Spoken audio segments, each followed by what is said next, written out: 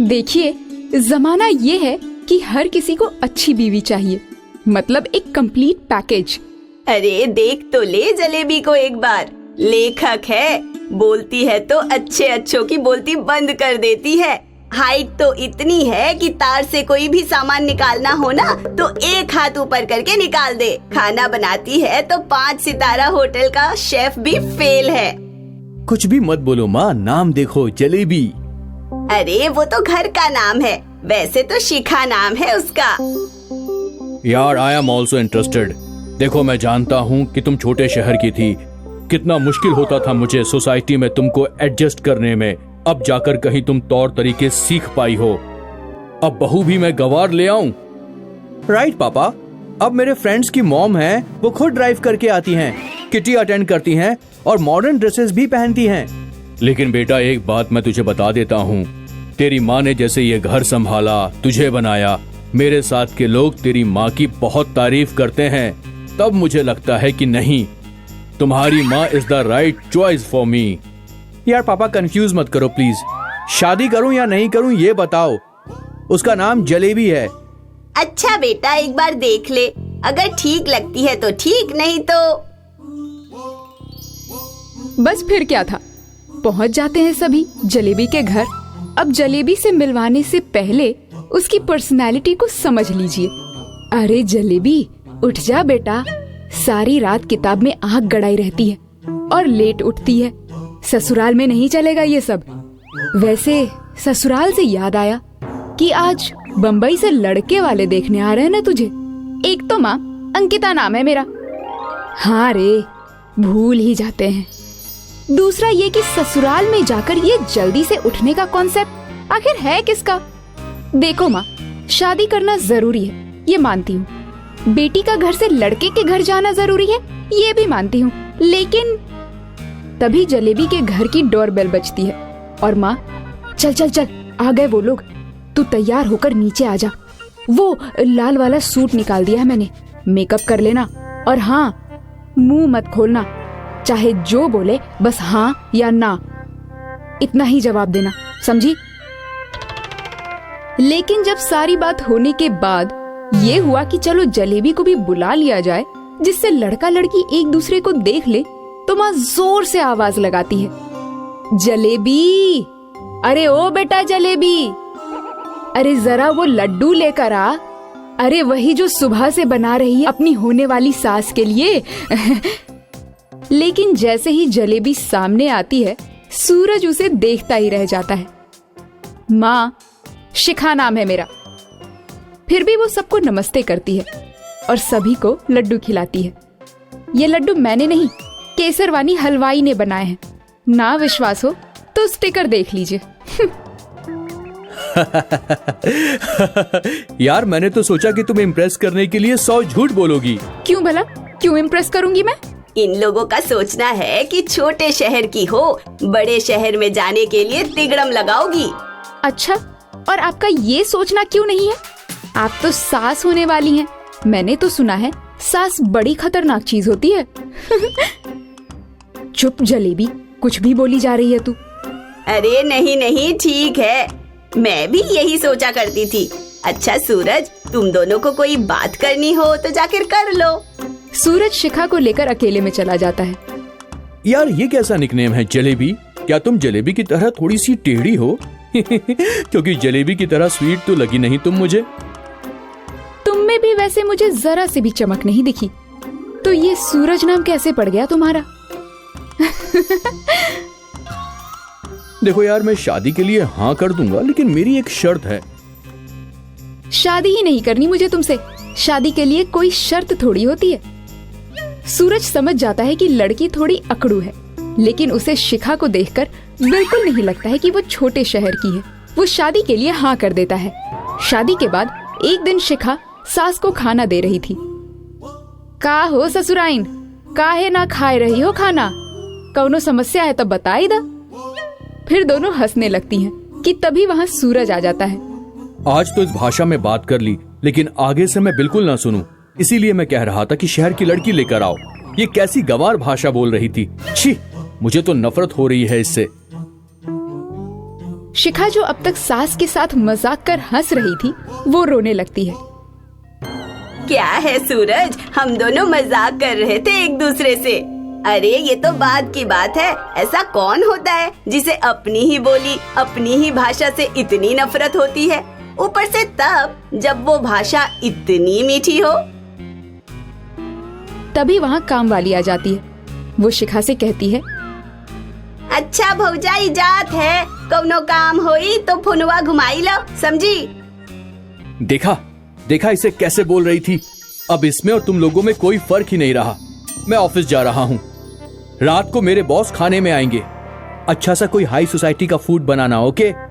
और हाँ, ये फालतू की लैंग्वेज में बात करने की कोशिश भी मत करना। सूरज जाने वाला होता है कि शिखा जोर से चिल्लाकर बोलती है, दफ्तर जात रहे हो तो सुन लियो, आते वक्त तरकारी भाजी लेते आना, काहे कि खानवा तो तभी बनी ना। ये बोलकर शिखा अंदर चली जाती है। सूरज को गुस्सा तो आता है, लेकिन वो ऑफिस चला जाता है। अरे जाकर अपनी बहू को समझाओ कि जब उसके पति को यह भाषा अच्छी नहीं लगती है तो ना बोला करे। सूरज खाना देखकर घबरा जाता है। सॉरी सर, वो मैं बात करता हूँ कुक से। पहले तो ये बताओ, ये खाना किसने बनाया है और कहाँ है वो कुक? मुझे मिलवाओ। तभी सास आती है। ये खाना किसी कुक ने नहीं बल्कि मेरी बहू ने बनाया है। काओ, कौनो जिला है तोहार? हम मधुबनी के हैं, और आप? बक्सर। अरे वारे सूरज, तोहरा तो प्रमोशनवा पक्का, बस खाना खिलाते रहना। सूरज बीवी की तरफ शान से देखता है और कहता है, काहे नहीं, आखिर हमरी महरारू लाखों में एक बार।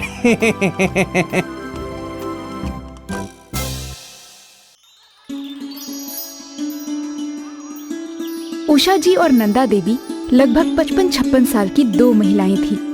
घर के पास ही बने पार्क में थोड़ी सी वॉक करने के बाद धूप का आनंद लेती थी और आपस में बातें करती थी। उषा जी का भरा पूरा परिवार था। वो दोनों सहेलियां बैठकर घंटों बातें करती थी। उषा जी बैठकर अपने बेटे और बहुओं की शिकायतें करती रहती थी। मुझको तो घर में कोई खास काम नहीं रहता है। घर में बहुएं हैं घर संभालने के लिए। मेरा बड़ा बेटा वो तो बीवी का गुलाम है, वो जैसा कहती है वैसा ही करता है, और छोटा बेटा भी उससे बढ़कर है। मैं अपने कमरे में एक कोने में पड़ी रहती हूँ।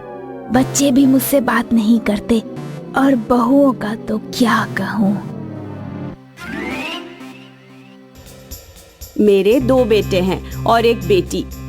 बेटी की शादी हो गई है, वो अपने पति के साथ कलकत्ते में रहती है। मेरे बेटे मेरा बहुत ख्याल रखते हैं। मैं जैसे ही घर पहुंचती हूँ, बड़ा बेटा अक्सर मुझे डांट लगाता है, माँ इतनी देर हो गई पर अभी तक आपने नाश्ता भी नहीं किया है।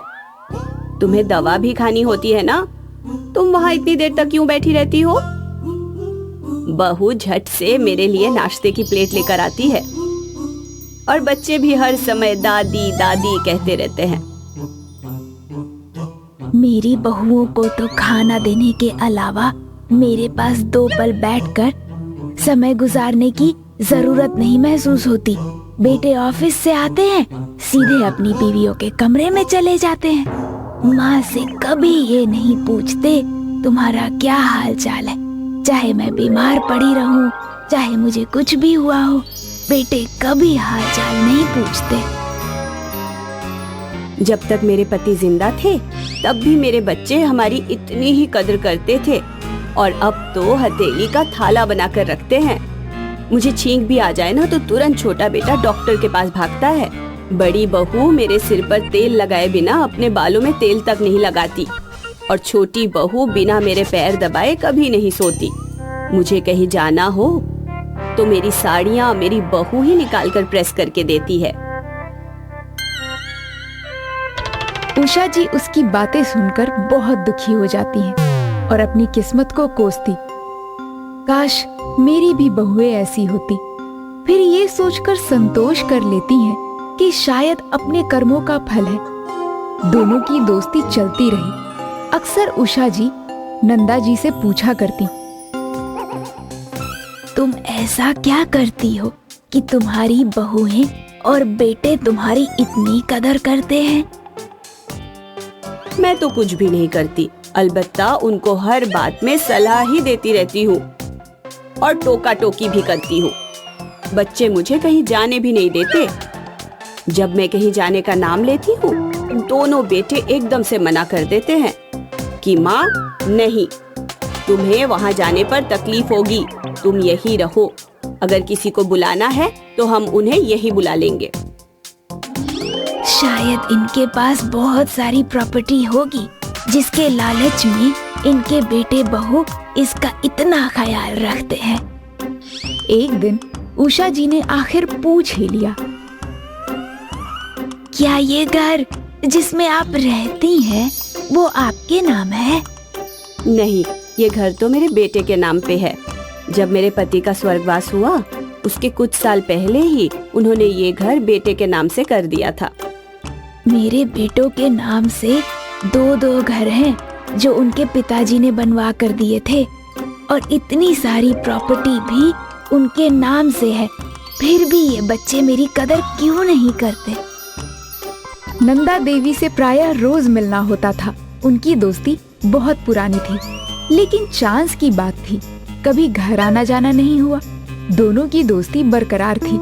उनकी दोस्ती लगभग 5-6 सालों तक चली। वो हमेशा बैठकर बातें करती, इधर उधर की बातें होती, जमाने की ऊंच नीच और भी बहुत सारी बातें होती। लेकिन रोजाना नंदा देवी कुछ ऐसा कह देती कि उषा जी को अपनी किस्मत पर रोना आने लगता था। कुछ दिनों से उषा जी ने अपने घर के बारे में बात करना छोड़ दिया था, लेकिन नंदा देवी अपने बेटे बहुओं का और पोते पोतियों का बखान करते नहीं थकती थी। एक दिन उषा जी जब पार्क में गई, तब उन्होंने देखा कि नंदा देवी नहीं आई हैं। वो वॉक करने के बाद थोड़ी देर बेंच पर बैठ गई और नंदा देवी का इंतजार करती रही, लेकिन नंदा देवी नहीं आई। उषा जी का मन नहीं लगा, वो भी वापस आ गई।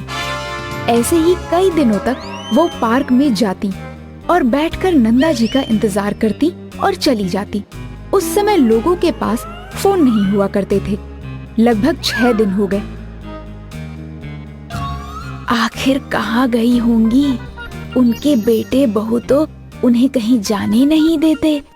आज चलकर उनके घर ही पता करती हूँ। आखिर क्या हुआ होगा? वो क्यों नहीं आ रही हैं? कहीं ऐसा तो नहीं कि उनकी तबीयत खराब हो गई हो? ये सोचकर उनके बताए हुए पते पर वो चल पड़ी। हालांकि वो पहले कभी उनके घर नहीं गई थी, लेकिन जैसा उन्होंने कभी जिक्र किया था, उनके घर से 1-2 किलोमीटर की दूरी पर ही उनका घर था।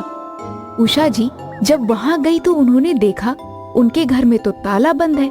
तब उन्होंने, बेटा, यहाँ पर नंदा देवी रहती थी, वो कहाँ गई? वो तो 4-5 दिन पहले ही खत्म हो गई। ये सुनकर उषा जी को बहुत दुख हुआ। और उनके बेटे बहू पोते पोतियां ये सब लोग कहाँ गए? तब तक कई लोग इकट्ठा हो गए। उषा जी का ये प्रश्न सुनकर सभी पड़ोसी हैरान रह गए। उनके घर में तो कोई नहीं रहता था।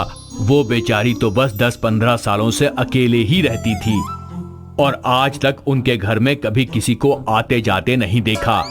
अकेले खाना बनाती थी, अकेले घर में पड़ी रहती थी। सुबह के समय जरूर वो कहीं जाती थी।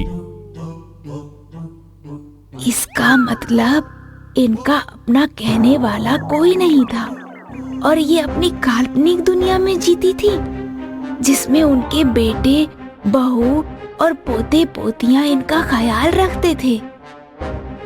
उनकी आंखों में आंसू आ गए। उषा जी भारी मन से चुपचाप अपने घर को वापस आ गई। मैं तो नंदा देवी से लाख गुना अच्छी हूँ। कम से कम मेरे घर में बेटे बहू मेरे पास तो हैं। ये एक माँ की ममता ही तो थी, जिन सुखों के बारे में वो बातें करती थी, असल में वो उनके मन की सोच थी। अपनी काल्पनिक दुनिया में असली सास बनने और बेटे बहुओं का सुख पाने का प्रयत्न करती रहीं। उषा जी को इस बात का बहुत दुख हुआ कि उनकी सहेली उनसे बिना बात किए ही चली गई। लेकिन आज उस असली सास की असलियत उनके सामने थी। उनकी आंखों से आंसू टपककर उनके गालों पर ढुलक गए। उसके बाद उनको पार्क में जाने की इच्छा ही नहीं होती थी। बहुत दिनों के बाद जब वो पार्क में गई तब इतने सालों से नंदा देवी मेरे मन में रच बस गई थी। चाहे झूठा ही सही, पर हम भी तो उनकी उस काल्पनिक दुनिया का हिस्सा बन गए थे। मेरे पास सब कुछ होते हुए भी मैं दुखी रहती हूँ। उनके पास कुछ नहीं था, फिर भी वो ये सोचकर खुश रहती थी कि अगर उनके पास बेटे बहू होते तो ऐसे होते। असली सास का सुख नहीं पाया था, पर थी वो असली सास।